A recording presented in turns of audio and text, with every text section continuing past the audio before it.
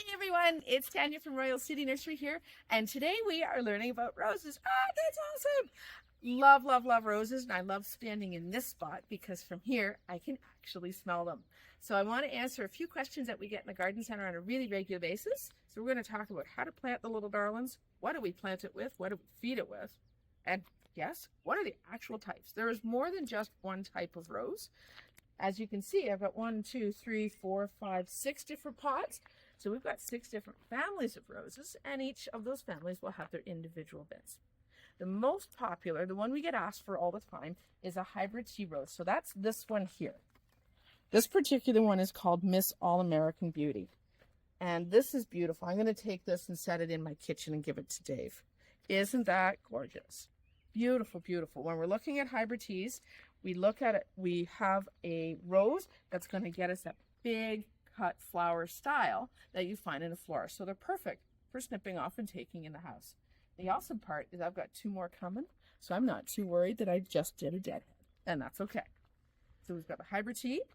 Hybrid teas are going to hit about head height, get about 3 feet wide. And then we have next down are the grandifloras, and that's this one here. So this is Moonlight Romantica. Love the name. Awesome name. Grandiflora roses, let's see if I can do this. There we go. Are known for a small cluster of medium-sized roses. So we can see this one here has got 2 buds, right? So it might be a cluster 1, might be a cluster 4, anywhere in between, and that's okay. Grandifloras normally get somewhere between 3 and 4 feet high. Floribundas are going to be a little shorter, so around hip height. And Floribundas, this particular one is Julia Child. Love, love, love, love that woman. And Floribundas produce a cluster of smaller flowers. So you generally get a flower that's, say, double the size of a toonie, so about that size. That's about average. But beautiful, beautiful cluster. And again, a little bit shorter. Down on the bottom, I've got a climber. And climbers are known for these really long, skinny branches. So with the climber, you absolutely need support. So you need a trellis or at least a wall. And even if you've got a wall, you need something that you can actually tie the canes back to so they're not flopping around. So they get long and skinny, which is kind of nice. And then we've got 2 other kinds of roses here. We've got the David Austin. So David Austin's come in a whole series, and they look like a peony. So you get that double and triple flower. Many of them are fragrant. They're beautiful. English rose is the other name. And you're also going to get a variety of sizes. So this particular one gets roughly about 3 feet by 2 feet, but there's a whole different series in a whole different size batch.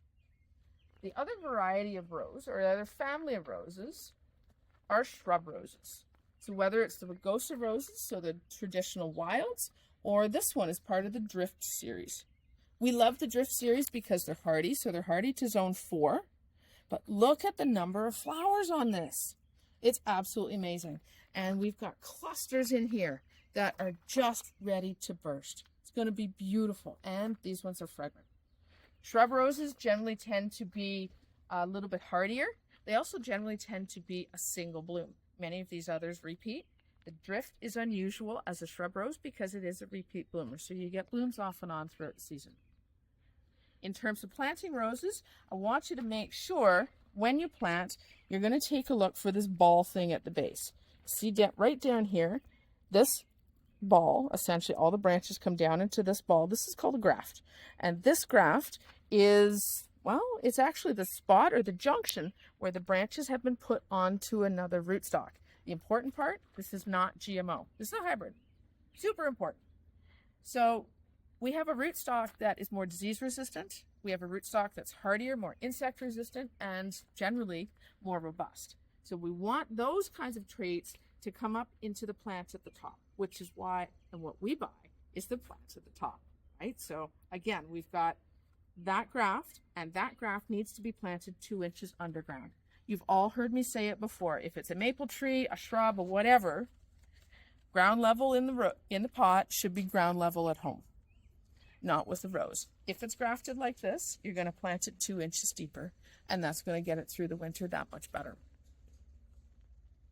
And then, so our next question is, okay, how the heck do I prune these things? You do want to do some deadheading, right? I did one this morning.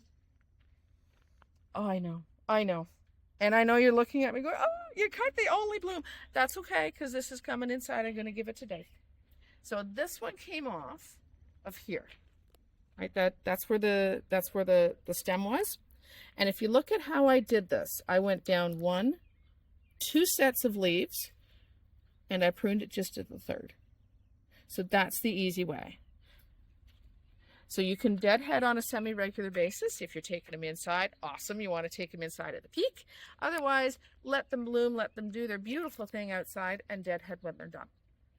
The next thing you want to look out for on your roses is some disease or insect issues. So aphids love roses. We need to watch for aphids usually starting about beginning to mid-June, or whenever it gets really hot. Now, aphids are tricky because they are the same color as the bud. Now, this one's clean. We checked it. There's no bugs here. But when you are looking for aphids, start looking here, right? Because they're going to sit right there, and they're the same color as the scales. So the little devils are hard to see. So if you do have aphids, if you've only got a couple, all you're going to do is clean them with your fingers. That's okay. You're going to get gooey. No big deal.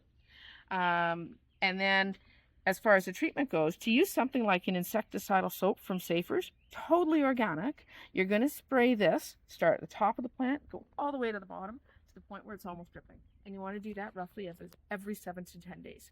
This is not a preventative, so if you don't have it, don't worry about it. It's just good to know that it's in your back pocket. And again, if you've only got a few, use these and pop them. Then you don't have to spray it all. The other issue we get with roses every once in a while is something called either powdery mildew or black spot. So let's take a look. There we go. So if we take a look at this one, this actually has some rust-colored spots. And these rust-colored spots are called rust. It's brought on by high heat and high humidity. So we are seeing a little bit of mildew, rust, and black spot pop out early this year because we've been so warm. This is not a big deal. We're okay. Easy thing to do if you find a leaf that's got a couple of spots. Really, all you need to do is pluck the leaf off. Nice and simple. If you've got a whole plant, so you've gone away for the weekend or a week and you come back and we've got a whole plant full of black spots, that's okay, not a big deal. Your best treatment is going to be this one called Bordeaux. Now this, again, totally organic. It's copper based, so it's got a little bit of copper and a little bit of sulfur in there. This is a powder. You mix this in water and spray it on, just like the insecticide. So you're going to start at the top, work your way to the bottom. The important thing, though, is as the leaves fall off, don't compost them and don't leave them on the ground, because that's going to put the spores back into the soil. So any leaf drop or anything that you've removed, you're going to put into your green waste and get it out to the curb.